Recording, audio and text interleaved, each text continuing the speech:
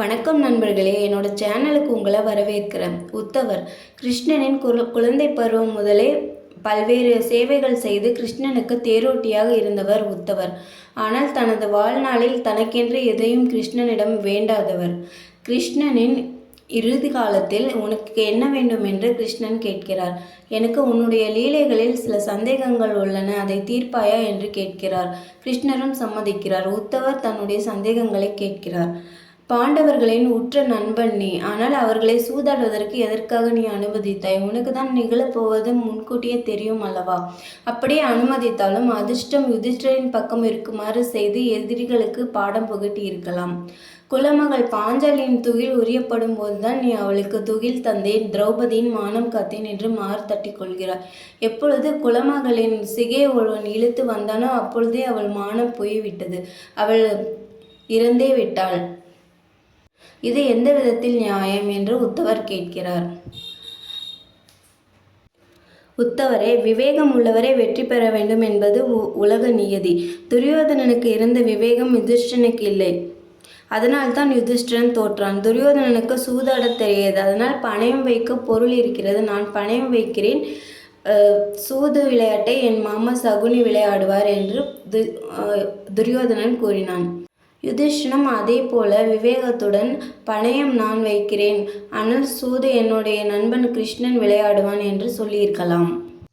ஆனால் யுதிஷ்டன் என்னை சூது விளையாடுவதற்கு அழைக்க மறந்துவிட்டான். சூது விளையாடுவது எனக்கு தெரியவே கூடாது என்று நினைத்தான். கிருஷ்ணன் மட்டும் சூதாட்ட மண்டபத்துக்கு வராமல் இருக்க வேண்டும் என்று என்னை மண்டபத்துக்குள் வர முடியாதவரை அவனே தனது வேண்டுதலால் கட்டி போட்டான். நான் அங்கு வரக்கூடாதென என்னிடமே வேண்டிக் கொண்டான். அர்ஜுனனையும் நகுல சகதாவியர்களையும் வைத்து இழந்தபோது அவர்களும் துரியோதனை திட்டிக் கொண்டும் தங்கள் கதியை எண்ணி நொந்து கொண்டும் இருந்தார்களே தவிர என்னை கூப்பிடவில்லை.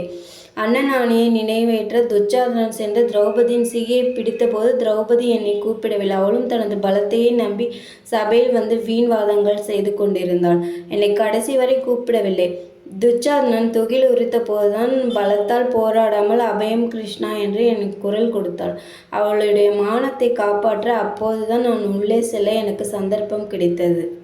அப்படி என்றால் நீ கூப்பிட்டால்தான் வருவாயா கிருஷ்ணா? நீயாக நீதியை நிலைநாட்ட ஆபத்துக்கள் கஷ்டங்களில் உதவ உன் அடியவர்களுக்கு வரமாட்டாயா என்று கேட்டார்.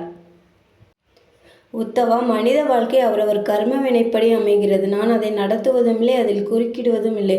நான் வெறும் சாட்சி பூதம் மட்டுமே. நடப்பதெல்லாம் அருகில் நின்று பார்த்து கொண்டு நிற்பவன் மட்டுமே. நான் உங்கள் அருகில் நிற்பதை நீங்கள் மனப்பூர்வமாய் உணரும்போது உங்களால் தவறுகளையோ தீவினை செயல்களையோ நிச்சயம் செய்ய முடியாது.